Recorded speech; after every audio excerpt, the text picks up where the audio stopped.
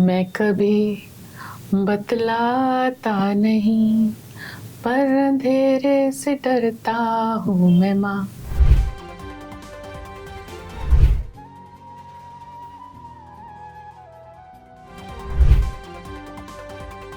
उतना वक्त नहीं दे पाते हैं अपने घर पे और बट ठीक है। अपॉर्चुनिटीज आपकी लाइफ में खुद चल के नहीं आती हैं, आपको क्रिएट करनी पड़ती हैं। फिलहाल फैमिली का बहुत सपोर्ट है, क्योंकि फैमिली के बिना कुछ भी मुमकिन नहीं है। बहुत खास है और यही आपकी यूनिकनेस है कि आप जैसा इस दुनिया में कोई नहीं हो सकता। नमस्कार, आप देख रहे हैं ग्रेट पोस्ट न्यूज। मैं हूं आपके साथ शरद। आज हमारे साथ स्टूडियो में मौजूद है डॉक्टर अलंकिता मानवी, जो एक बिजनेस वुमेन है, एस्ट्रोलॉजर हैं और तमाम चीजें इनके साथ जुड़ी हुई हैं। आपका बहुत बहुत स्वागत है हमारे स्टूडियो में आने के लिए। Thank you Sharad for inviting me on such a great show. जी, आपके जीवन की जर्नी कैसी रही है? पारिवारिक बैकग्राउंड कैसे रहे हैं आपको लेकर के? पारिवारिक सपोर्ट कैसे रहा? एक बिजनेस शुरू करना, अब आप एक अच्छे मुकाम पे पहुंची हैं अभी। जी देखिए, हर एक की लाइफ की अपनी एक जर्नी होती है और अपना एक सफ़र होता है। और मैं यही कहूँगी कि अपॉर्चुनिटीज़ आपकी लाइफ में खुद चल के नहीं आती हैं, आपको क्रिएट करनी पड़ती हैं। तो एक अच्छा खासा संघर्ष रहा है, क्योंकि फ़िलहाल फैमिली का बहुत सपोर्ट है, क्योंकि फैमिली के बिना कुछ भी मुमकिन नहीं है। और सब में अच्छी बात जो हम जीवन में कर सकते हैं वो यही है कि अपने परिवार से जितना प्यार कर सकें करें, और साथ ही में उन्हीं की सपोर्ट के साथ अपने ड्रीम्स को अचीव करें, अपने पैशन को फॉलो करें। लेकिन एक संघर्ष इस तरह से रहा है कि मैं एक जॉइंट फैमिली से हूँ, और वो जॉइंट फैमिली बहुत ही कॉन्जर्वेटिव रही है। मतलब घर में जो है दादी माँ, दादाजी और साथ में बहुत सारी बुआएं सब साथ ही में रहते थे। और जो पिताजी हैं वो बिजनेसमैन रहे, अच्छे बिजनेसमैन रहे, बहुत मेहनत करके उन्होंने बहुत कुछ अचीव किया। लेकिन हमारे घर में वो एक थोड़ा कॉन्जर्वेटिव है, औरतों को लेके थोड़ा प्रोटेक्टिव रहे हैं कि ज़्यादातर औरतें जो हैं वो घर पे ही रही हैं। मेरी मदर जो है बहुत अच्छी हाउसवाइफ है, बहुत एक्सीलेंट होम मेकर है, लेकिन घर पे रहने का ज़्यादा माहौल रहा है। तो शाम के वक्त घर से बाहर निकलना एक बहुत बड़ा टास्क होता था। मतलब हम सिर्फ स्कूल से घर, घर से स्कूल तक ही अलाउड थे। और यहाँ तक कि जो इंटरनेट है और जो कंप्यूटर है वो भी चलाना अलाउड नहीं था, क्योंकि मतलब मेरे भाई को लगता था और घर के बड़े आदमियों को लगता था कि इंटरनेट देखेगी तो बिगड़ ना जाए। तो इस वजह से कंप्यूटर वो हमेशा लॉक रहता था। लेकिन मेरा क्या था कि थोड़ा मैं रेबेलियस थी, जीवन में कुछ अचीव करना चाहती थी। तो बहुत सारी चीज़ें ऐसी हुई जो फैमिली को नापसंद रही। जैसे मैं अपने नाम के आगे अलंकृता मानवी लगाती हूँ, उसके पीछे भी कहानी है कि मैं हमेशा बिलीव करती थी कि लोग जो हैं वो क्यों बताते हैं कि वो पंजाबी हैं, जाट हैं या क्या कास्ट है। वो बताने की क्या ज़रूरत है? आपकी इंडिविजुअलिटी जो है वो आपसे है, आपकी कास्ट से नहीं है। तो मैंने डिसाइड किया कि मैं अपने नाम के आगे जैसे मानवता है तो मानवता से मानवी लगाऊंगी। तो ऐसा मैंने 10th में जाके जो है वो अपना नाम खुद ही चेंज कर लिया। तो मैंने अपने नाम के साथ मानवी जोड़ दिया, तो वो काफी रेबेलियस लगा। जो मानवी जोड़ने का प्रक्रिया रही है, इस पे पारिवारिक कैसा सपोर्ट रहा? थोड़ा सा अजीब लगा, सबको शॉकिंग लगा कि अपना नाम खुद ही बदल लिया। तो मैंने कहा कि मैं अपना सरनेम जो है वो मानवी ही रखना चाहूंगी। ऐसा नहीं है। कौन से ईयर में किया होगा आपने? क्या उम्र रही होगी आपकी? मैं 10th में थी तब, और 10th में ही आप नाम चेंज कर सकते हैं, ऐसी प्रोविजन होती है। और तो घर वालों के लिए थोड़ा सरप्राइजिंग और शॉकिंग था। लेकिन अब मैं सबसे ज़्यादा जो मेरे प्रोग्राम्स में मशहूर हूँ या जानी जाती हूँ, वो मानवी ही लोग ज़्यादातर जानते हैं मुझे। बचपन की पढ़ाई कैसे रही? फरीदाबाद में आपकी स्कूलिंग हुई है, कुछ नोएडा से स्कूलिंग रही है, तो कैसा वो समय कैसा रहा? बचपन वैसे बहुत अच्छा रहा, बहुत ही सुंदर रहा, क्योंकि जॉइंट फैमिली थी। फैमिली के साथ बहुत हम लोगों ने जो वो कहते हैं ना भरपूर कजन्स के साथ एंजॉयमेंट, एंड और घर में हमेशा शादी जैसा माहौल रहता था, क्योंकि कभी कोई बुआ आ रही है, उनके बच्चे आ रहे हैं, तो कभी किसके साथ, मतलब एक साथ सब कजन्स जो हैं खेल रहे हैं, सो रहे हैं, उठ रहे हैं। तो बहुत मज़ेदार बचपन बीता, लेकिन बहुत ज़्यादा ऐसा स्ट्रिक्ट नहीं थे घर में। फादर भी एजुकेशन को लेके बहुत ईजी माहौल था कि ठीक है नहीं पढ़ना तो कोई बात नहीं, ऐसा वाला।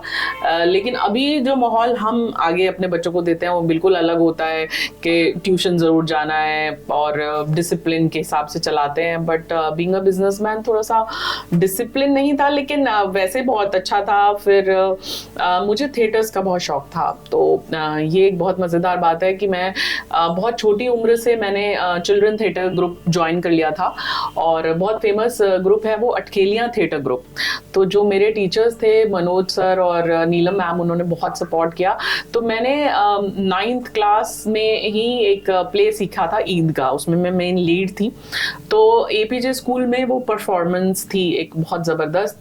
तो स्कूल के प्रिंसिपल जो के अरोड़ा जी हैं, जो बहुत फेमस एक्ट्रेस हैं टिक्सा अरोड़ा जी, उनके फादर हैं तारे ज़मीन वाली जो हीरोइन है। तो उन्होंने वो प्ले देखा तो वो इतना इम्प्रेस हुए, बोले कि आपने इतना अच्छा परफॉर्म किया है कि better than any other theatre artist. तो उनके स्कूल में मुझे इस तरह से एडमिशन मिल गया।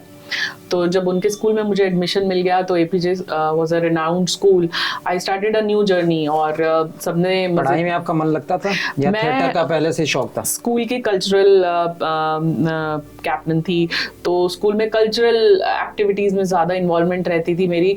और इसके साथ साथ इंट्यूशन बहुत स्ट्रांग थी। लाइक सब लोग मुझसे पूछते थे हमें बेटा होगा या बेटी होगी, या घर में कुछ भी होने से पहले सब मुझे लेके जाते। मेरे ड्रीम्स जो थे वो ट्रू होते थे बचपन में।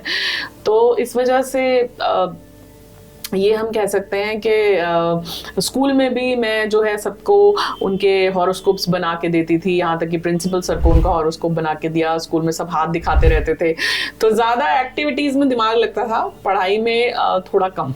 लोग ड्रीम देखते हैं, ड्रीम पे होप पाल लेते हैं कि भाई हमें ऐसे करना, लेकिन आजकल के जो युवा हैं वो ड्रीम का बहुत बड़ा सपना बुन लेते हैं लेकिन उसको पूरा नहीं कर पाते।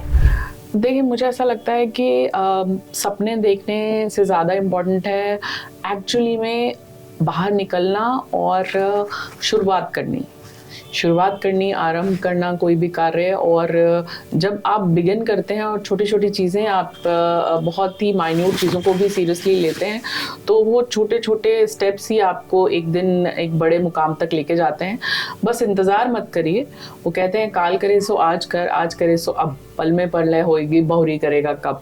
तो कम वक्त में आपका मूड ठीक है नहीं है, आप कभी कभी उतना एक्टिव नहीं है या स्वास्थ्य भी ठीक नहीं है, बस एक मनोबल बढ़ाए रखें और घर से निकल जाएं। तो आपकी अभी आपकी लाइफ कैसी चल रही है? देखिए लाइफ बहुत अच्छी चल रही है और मैं बहुत शुक्राने करूँगी प्रभु के कि कुछ तो खुद अचीव किया है, कुछ माता पिता का आशीर्वाद है, और सब कुछ कुल मिला के मैं बहुत खुश हूँ।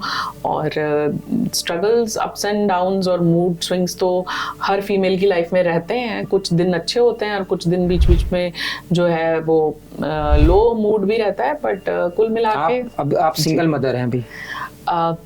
फिलहाल तो जो है वो बेटे की देखभाल मैं अकेले ही कर रही हूँ। तो इसमें दो कंपनियां चलाना है ना, उस कंपनियों में आप डायरेक्टर पद पे हैं, वो कैसे मैनेज हो पाता? बच्चे को देखना, सिंगल मदर होना, फिर सारी चीजों को करना, आजकल की आप इतनी चैलेंजिंग लाइफ है लोगों की। उस पे मैं यही कहूँगी कि I am blessed to have a very supportive mother.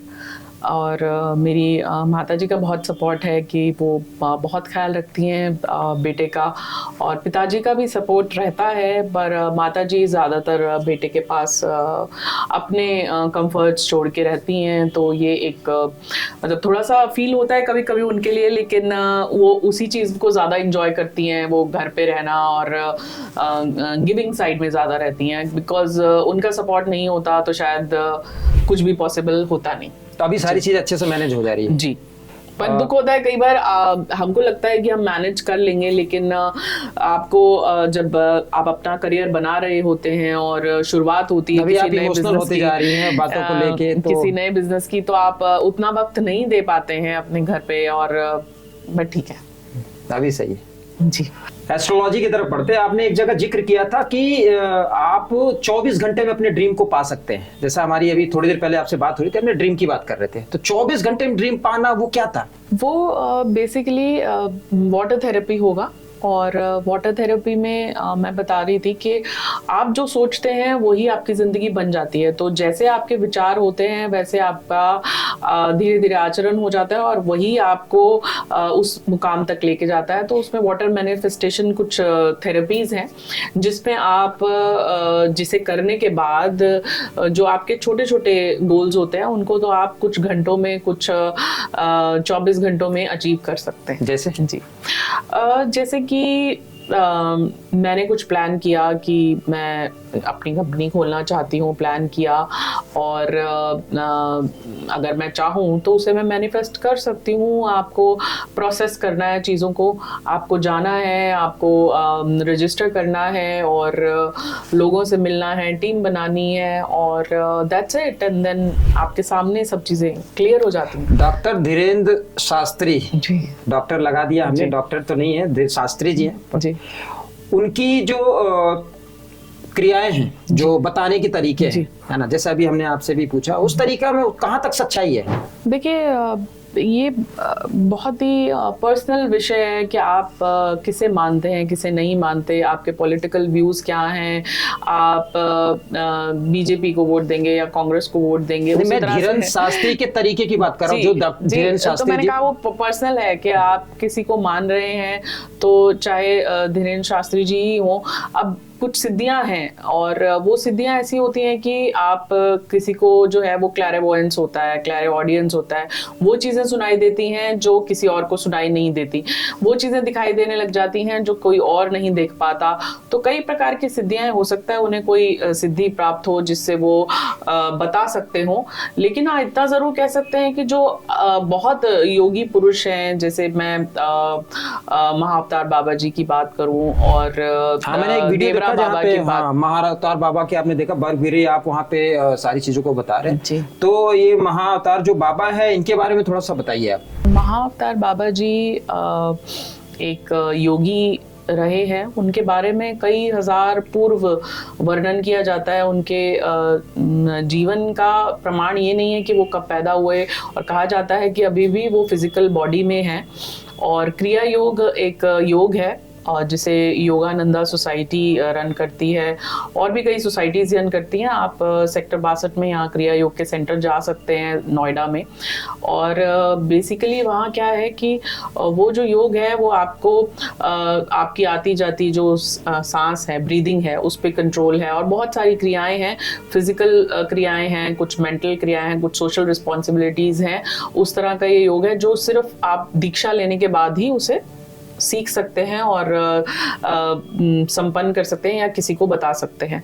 तो महाअवतार बाबा जी ने इनिशिएशन दी थी लहड़ी महाशय को, और लहड़ी महाशय जी से पहुंची पूज्य श्री योगानंदा परमहंस जी के पास। और ऑटोबायोग्राफी ऑफ योगी, योगी की आत्मकथा, जिसे अध्यात्म का बाइबल भी कहा जाता है भारतवर्ष में, उसमें इनका वर्णन है। तो आप वहाँ जाके बाबा जी के बारे में और पढ़ सकते हैं, बाबा जी के बारे में डिटेल जान सकते हैं। वैसे गूगल पे भी आप जाएंगे तो महाअवतार बाबा जी का सवाल मेरा आ रहा है कि लोग चाहते हैं कि काम हम ये करें, जी ठीक है, किसी ने कोई फैक्ट्री डाली, जी, उनकी फैक्ट्री नहीं चलती जी, और किसी ने मजाक मजाक में कुछ शुरू किया, उनका चला गया करोड़ों का धंधा। इसके पीछे क्या लॉजिक है? देखिए, लॉजिक हमारे प्रारब्ध के कुछ कर्म होते हैं, हमारे कुछ संचित कर्म होते हैं, और मेरा पर्सनल ऐसा मानना है कि आपकी लाइफ चलाने वाले जो हैं वो परमात्मा ही हैं। और हम जो होते हैं, जैसे मैं इंट्यूशन से बताती हूँ तो मैं सिर्फ जरिया मात्र हूँ, और बताने वाले, गाइड करने वाले तो वो ऊर्जा है, जो सुप्रीम ऊर्जा है, कहीं ना कहीं से वो आप उसके थ्रू ही गाइड कर पाते हैं। वो नहीं तो हम तो कुछ भी नहीं है। और दूसरी चीज़ ये कि कई बार आप बहुत संघर्ष करते हैं किसी कार्य को लेके, तो वो संपन्न नहीं होता। लेकिन कई बार बैठे बैठे आपको हाथ में चीज मिल जाती है, ये न्यूज मिल जाती है कि आपको पर्टिकुलर जॉब मिल गई, या आपके लिए कोई रास्ते जो आप बहुत समय से सोच रहे थे वो अचानक ही खुल जाते हैं। ये कहाँ कहाँ एस्ट्रोलॉजी में ये सब कहाँ देखिए, आपके ग्रह भी होते हैं, कुछ आपके प्रारब्ध पिछले जन्मों के कर्म भी होते हैं, कुछ आपकी डेस्टिनी रोल प्ले करती है, तो मिला जुला के कुछ आपका खुद का एफर्ट और खुद का हार्डवर्क भी होता है, तो सब चीजें मिला जुला के। बहुत बार जर्नी सोचो कुछ और पहुंचा कहीं और देती है। आप चाहते हो कुछ जाता है, सोचोगे छोटा कभी बड़ा मिलता है कभी, लेकिन आजकल युवा पीड़ित है बड़ों चीजों से, मिलता उन्हें नहीं है, उस पे क्या आपकी राय? देखिए सब चीज़ें डेस्टाइंड है मेरे हिसाब से। तो डेस्टिनी हम सोचते कुछ हैं, लेकिन प्रभु को कुछ और मंजूर होता है, तो होता वही है जो मंजूर है। जैसे आजकल युवा नौकरी से बहुत पीड़ित है ना, बेरोजगारी का दौर चल रहा है, बहुत लोग। हाँ, तो उस पे नौकरी के लिए आपके हिसाब से, एस्ट्रोलॉजी के हिसाब से क्या उपाय करें कि नौकरी? देखिए ऐसा पर्टिकुलरली आपकी कौन सी राशि है और आपका डेट ऑफ बर्थ क्या है, उसके अकॉर्डिंग हम उपाय बता सकते हैं। और बाकी एक जनरल उपाय जो मैं सबको कहूँगी वो ये है कि आप सूर्य की उपासना करनी शुरू करें, क्योंकि सूर्य जो है वो उन्नति का कारक होता है। अभी जैसे सूर्य उत्तरायण में गया है संक्रांति के बाद, तो अब ये जो 6 महीने हैं सूर्य उत्तरायण में रहेंगे, तो उस समय आप सूर्य सही समय पे उठें, सूर्य की कुछ किरणों की ऊर्जा लें, सूर्य को अर्घ दें, और इससे आप जो है कहीं ना कहीं आपको एनर्जी मिलेगी। और जब आपकी माइंड और बॉडी में एनर्जी होगी तो अपने आप सकारात्मक और जो है बेहतर चीज़ें आपके जीवन में होने लगेंगी। आपका प्रोडक्शन हाउस भी है, फिल्म से भी जुड़े हुए हैं आप? देखिए फिलहाल मैं एसोसिएटेड हूँ, मेरी अपनी 2 कंपनीज हैं। एक तो AM Sial media and films private limited, तो सेक्टर 62 में इसका प्रोडक्शन हाउस है, हमारा साउंड रिकॉर्डिंग रूम है, और बहुत सारी फिल्म्स जो हैं हम इसे एसोसिएटेड हैं। हमारे यहाँ कॉलेज है पूरा, तो उसमें जो मास कम्युनिकेशन के बच्चे हैं वो भी इसमें स्टूडेंट फिल्म्स का हिस्सा बनते हैं। इसके साथ साथ एक कंपनी है Sportify India. Sportify India is basically fitness based company. हम स्पोर्ट्स से रिलेटेड जितनी इकोसिस्टम है, स्पोर्ट्स से रिलेटेड पिच हैं, क्रिकेट पिच, बैडमिंटन और लॉन टेनिस, जितने स्पोर्ट्स हैं हम डोनेट करते हैं कॉलेजेस को, स्कूल्स को, और फिर जो नेशनल लेवल के कोचेज़ हैं उनको भी प्रोवाइड करते हैं। और ये सब हम स्कूल्स को, कॉलेजेस को डोनेट करते हैं। और ये एक मुहिम हमने छेड़ी है जिसमें हम ये कहते हैं कि जो बच्चे हैं वो अपने फिजिकल एजुकेशन पीरियड को बहुत सीरियसली लें, और कुछ नहीं तो दिन में योगा या फिटनेस की एक एक्टिविटी वो ज़रूर करें। तो जब एक माहौल होता है, पूरा इकोसिस्टम होता है स्कूल में, फिटनेस का, स्पोर्ट्स का, टीचर्स होते हैं, शाम को हम स्पोर्ट्स एकेडमी भी रन करते हैं वहाँ पे, तो अपने आप एक बच्चा जो है वो सीरियसली लेने लगता है स्पोर्ट्स को, फिटनेस को। और वो सबसे बड़ा सुख सबसे पहले निरोगी काया ही होता है। If you are fit, if the country's youth is fit, तो मेंटली फिट भी स्पोर्ट्स आपको बनाते हैं, तो बहुत कुछ अपने आप अचीव होने लगता है। जी, अब अगला आपका ड्रीम क्या है? हमने सबके ड्रीम की बात की, अब अगले पड़ाव पे आप कहाँ तक पहुँचाएंगे अपनी कंपनी को? देखिए जो मेरी कंपनी है स्पोर्टिफाई इंडिया, मैं चाहूँगी कि हर छोटे बड़े स्कूल में वो लॉन्च हो, उसका एक इकोसिस्टम में डेवलप कर पाऊँ जिससे एक फिटनेस लोगों को मिले। और जो मेरी दूसरी कंपनी है AM Sial media and films private limited, उसमें भी मैं चाहूँगी कि हम बहुत सारी PSA, public service announcement, ads और बहुत सारा मतलब फिल्म्स इस तरह की बनाएं जो मीनिंगफुल हों, जो एक मैसेज दें, और जिसमें इन्वॉल्वमेंट जो है वो यूपी में, अब देखिए फिल्म सिटी बनने जा रही है और अभी ज़्यादातर मुंबई बेस्ड ही हैं सारी फिल्म्स। तो मैं चाहूँगी कि यहाँ पे भी जो फिल्म एक अपने आप में ना बहुत बड़ा सब्जेक्ट लगने लगता है, बहुत ज़्यादा पैसे की इन्वॉल्वमेंट जब हो जाती है तो हर कोई जो क्रिएटिव होता है वो फिल्म्स नहीं बना पाता। बट मेरी ऐसी सोच है कि फिल्म्स, कोई भी क्रिएटिव आइडिया के साथ, कोई भी अभी जैसे कि आप देख रहे हो इंस्टाग्राम पे, सोशल मीडिया पे बहुत सारे ऐसे वेन्यूज़ हमारे पास हो गए हैं जहाँ पे लोग अपनी क्रिएटिविटी दिखाने लगे हैं। शॉर्ट फिल्म शॉर्ट्स ले लेते हैं, या people have their own blogs and blogs, तो बहुत एंटरटेनिंग हो गया। आपके लाइफ के सबसे करीबी कौन रहा है परिवार के रूप में? देखिए मैं कहूँगी कि एक सोशल एसोसिएशन है दिव्य प्रेम सेवा मिशन, और उसके जो संस्थापक हैं आशीष भैया, वो मेरे गुरुतुल्य हैं। उनसे मेरा बहुत खास लगाव है क्योंकि मैंने बहुत कुछ सीखा है उनसे, और बहुत कुछ। इमोशनल टच पारिवारिक रूप से किसके साथ रहा है? इमोशनल टच तो ज़्यादातर जो है वो मेरी मदर और नानी। एस्ट्रोलॉजी की तरफ आप कब से बढ़े? मुझे ऐसा लगता है कि जो भी ये विद्याएं हैं अकल्ट से जुड़ी हुई, उनमें ज़्यादा रोल आपकी एक इंट्यूशन पे होता है। अब आप टेलीपैथी समझते हैं, जैसे आपने कुछ सोचा कि मुझे आज ये खाना है और आप घर जाते हैं तो आपकी माता श्री ने वो ही बनाया होता है। फ़ोन बजा, आपको कहीं ना कहीं पता है अच्छा इसका फ़ोन होगा और उसी का फ़ोन होता है। तो ये हम सबको एक टेलीपैथी का एक्सपीरियंस होता है कभी ना कभी। देजा वू, कहीं गए तो ऐसा महसूस होता है अरे यहाँ तो हम पहले भी आए हुए हैं, तो उसको एक्सपीरियंस को बोलते हैं देजा वू। और कुछ लोगों के सपने जो हैं वो पहले ही देख लेते हैं जो होने वाला होता है। तो कुछ ड्रीम्स आपके प्रेडिक्टिव होते हैं। मेरा ये बचपन से ही था कि बहुत ऐसे ड्रीम्स आते थे जो सच हो जाते थे, तो ये आप गॉड गिफ्ट ही कह सकते हैं। कोई दो ड्रीम या एक आप जैसा समझें शेयर करें हमारे साथ। बहुत सारी, देखिए अब मैंने 2017 में जो विधानसभा इलेक्शंस की प्रेडिक्शंस दी थी अखबार में, वो 100% ट्रू हो गई। जिन पॉलिटिशियंस के मुझे मतलब इतना नॉलेज भी नहीं था, लेकिन कार्ड्स ने बताया और मैंने बता दिया, तो वो एकदम ट्रू हो गया। तो प्रेडिक्ट मैं जरिया होती हूँ, वही मैंने कहा ना कि इंट्यूशन फ्लो करती है, मतलब ये एक गॉड गिफ्ट है जो बचपन से है।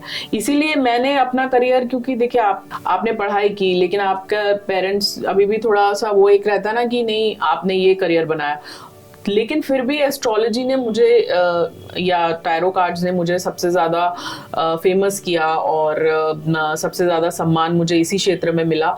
क्योंकि जो एक भगवान की दी हुई प्रकृति की चीज़ है, वो आपके पास अगर उनकी देन है या आप ब्लेस्ड हो तो वो आपसे कोई भी नहीं छीन सकता।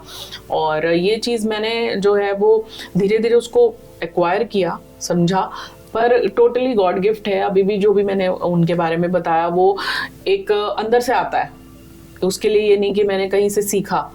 तो जो चीज़ आपको अंदर से आती है वो जो है वो परमात्मा की देन होती है। जी। 2017 की आपने बात की, उसमें आपने बताया था पॉलिटिकल। जी। अब 2024 में प्रधानमंत्री किसको देखती है? देखिए बहुत स्ट्रॉन्ग कुंडली है श्री नरेंद्र मोदी जी की, और 8 अंक अगर 2024 को देखें तो 8 अंक ही बनता है और 8 अंक उनका भी है। तो फिलहाल ऑपोजिशन में भी कोई बहुत ज्यादा स्ट्रॉन्ग नहीं नजर आ रहा जिसके बारे में मैं कह दूं। तो कुल मिला के लगता तो यही है, लेकिन फिर भी मेरे कोई ऐसे पर्सनल पॉलिटिकल व्यूज नहीं है, क्योंकि मुझे बहुत स्ट्रांगली ऐसा लगता है कि सरकार जो है वो होती तो जनता के लिए है, लेकिन यहाँ उल्टा हो गया है कि सरकार पावर के लिए या सेल्फ उसके लिए बनने लगी और पूरा इकोसिस्टम सारा बिगड़ गया, जैसा कि नहीं होना चाहिए। लेकिन जो एक्चुअली लोगों के लिए काम करे और लोगों के हित के लिए काम करे, वो ही सरकार होनी चाहिए, ऐसा मेरा। 22 जनवरी को राम मंदिर का उद्घाटन हो रहा है। जी। तो ये क्या है आपके एस्ट्रोलॉजी के हिसाब से, क्या 22 जनवरी कैसे फिक्स की गई होगी? ऐसा कुछ देखिए पौष मास है, पौष मास की द्वादशी तिथि है ये, और इसमें कुछ सेकंड्स ऐसे हैं जो बहुत खास हैं, जिसमें प्राण प्रतिष्ठा की जाएगी प्रभु श्री राम की प्रतिमा की। और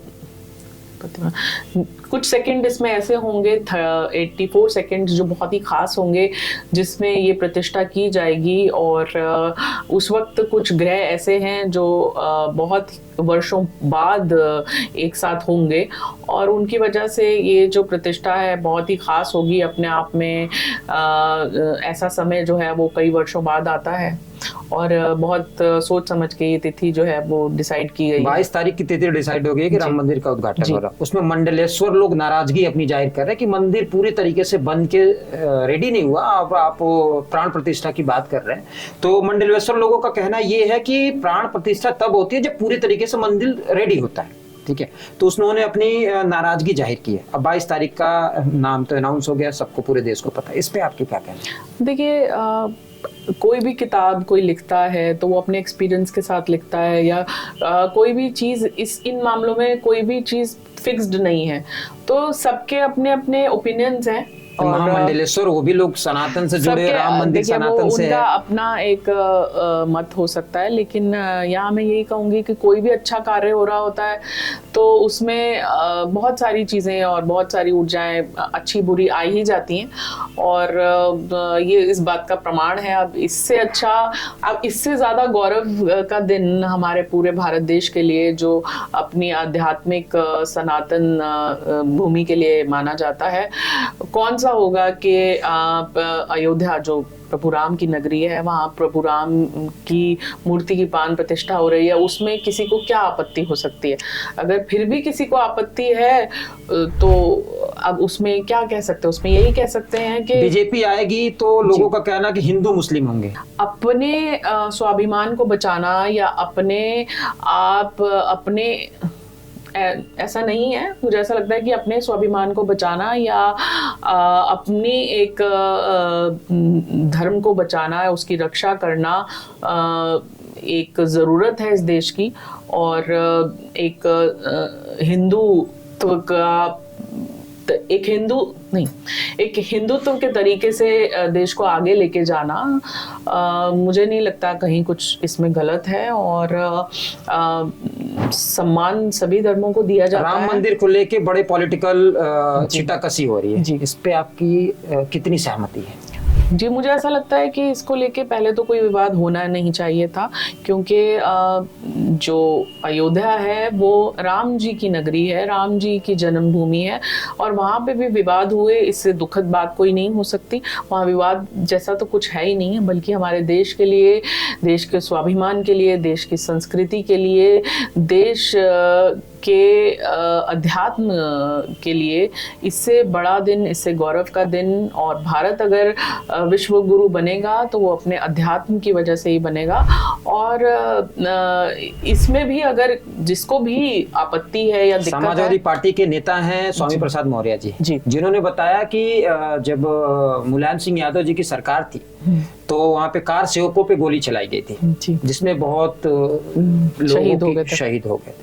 तो उन्होंने उसको सही ठहराया। अभी उनका 2 दिन पहले एक इंटरव्यू है, उन्होंने स्पीच दी, उसमें कहा कि वो कार सेवकों पे जो गोली चली थी वो सही था, क्योंकि वो कानून व्यवस्था को देखते हुए गोली चलाई गई थी। तो ये कहाँ तक आपको लगता है सही है? इससे बड़ा अपराध, इससे बड़ा दुखद कुछ हो सकता है? आपको लगता है गोली चलाना ठीक है किसी पे, और कोई अपने धर्म को बचा रहा है उस पे गोली चलाना, क्या आपको ये सही बात लगती है? मेरे हिसाब से तो इससे बड़ा अपराध कोई नहीं हो सकता जो हुआ है। और मतलब आप ये समझिए, पुलिस वालों ने ही गोली चलाई, मतलब कैसा इस देश का कानून हो गया था, और कैसे इस देश के रखवाले हो गए थे जो देश में प्रोटेक्शन देने के लिए हैं, वो ही कार सेवकों, यानी कि जो अपने धर्म की रक्षा कर रहा है, उस पर कोई गोली कैसे चला सकता है? आपके जीवन में सबसे इमोशनली करीबी जो होता है वो कौन था? मेरी मदर कह सकते हैं, और पेरेंट्स। तो माँ से सारी बातें शेयर होती थी। तो माँ के लिए एक गाना डेडिकेट करना हो तो आप कौन सा करेंगे? तारे जमीन का जो गाना है, मैं कभी बतलाता नहीं पर अंधेरे से डरता हूं। 2 लाइन गा सकते हैं? मेरी आवाज बिल्कुल अच्छी नहीं। कोई बात नहीं, आवाज ही नहीं तो माँ के लिए हो रहा है। मैं कभी बतलाता नहीं पर अंधेरे से डरता हूँ मैं माँ। अभी आप सिंगल मदर हैं, अभी आगे कुछ है सिंगल के बाद मिंगल होने का, या अभी ऐसी लाइफ है रहेगी? नहीं, फिलहाल तो कोई प्लान्स नहीं है, बिकॉज जो मज़ा खुद से प्यार करने में है और फ्रीडम है एक, वो जो है सोलो ट्रैवलिंग और खुद से मैनेज करना सीख गए हैं, तो ऐसी ज़रूरत ही महसूस नहीं होती। इमोशनली आपका किसी से भी कोई कनेक्शन नहीं? आगे भी अभी होने का कोई संभावना नहीं, फिलहाल तो नहीं। एक आखिरी सवाल कनेक्शन है, वो है अपने काम के साथ। मैं अपने काम से बेहद प्यार करती हूँ। दूसरा, आप कंपनी चला रहे हैं, तो दोनों को मैनेज करना भी कैसे मुश्किल नहीं हो रहा होगा? तो क्या होता है कि थोड़ा सा मुश्किल ऐसे हो जाता है कि आप काम से निकले हैं और अचानक से शूट आ जाता है। तो अभी क्या कर लिया मैंने, कॉस्ट्यूम जो है वो अपनी गाड़ी में रख लिया। मेरी गाड़ी जो है वो मिनी कारवां जैसी हो गई है। तो जो भी चीज़ें हैं, प्रॉप्स हैं, कॉस्ट्यूम्स हैं, जो शूट्स के लिए चाहिए होते हैं मुझे, अलग अलग चैनल्स पे आपने देखा होगा मेरा शूट रहता है टायरो और एस्ट्रोलॉजी से रिलेटेड। तो कभी भी शूट आ जाता है तो आप मैं प्रिपेयर्ड होती हूँ कि ठीक है, हाँ मतलब जाना है। और बस थोड़ा सा दिक्कतें हो जाती है कि डेली जब आप एक कॉस्ट्यूम मेकअप लेते हो तो काम के साथ साथ थोड़ा सा ज़्यादा टायरिंग हो जाता है, लेकिन चलता है, अभी आदत हो गई है। आपकी तरफ से युवाओं के लिए कोई प्रेरणा स्रोत है? देखिए, मैं यही कहूँगी कि अपनी रूट से जुड़े रहें। आप जो हैं, जैसे हैं, बहुत ख़ास हैं और यही आपकी यूनिकनेस है कि आप जैसा इस दुनिया में कोई नहीं हो सकता। तो आप खुद को स्वीकार करें, अपने परिवार जो है, जैसा है, उसे स्वीकार करें। आप अपनी रूट से जुड़े रहें, अपनों से जुड़े रहें और खुद से प्यार करें, अपने देश से प्यार करें, अपने माता पिता, अपने परिवार से प्यार करें और अपने पैशन को आगे बढ़ाते रहें। And I would say one thing, that opportunities don't come to you, you have to create the opportunities. So for that, think good. Whatever you think will become your life. आपका बहुत बहुत धन्यवाद हमारे studio में आने के लिए। Thank you. आप देखते रहिए ग्रेट पोस्ट न्यूज। तब तक के लिए नमस्कार।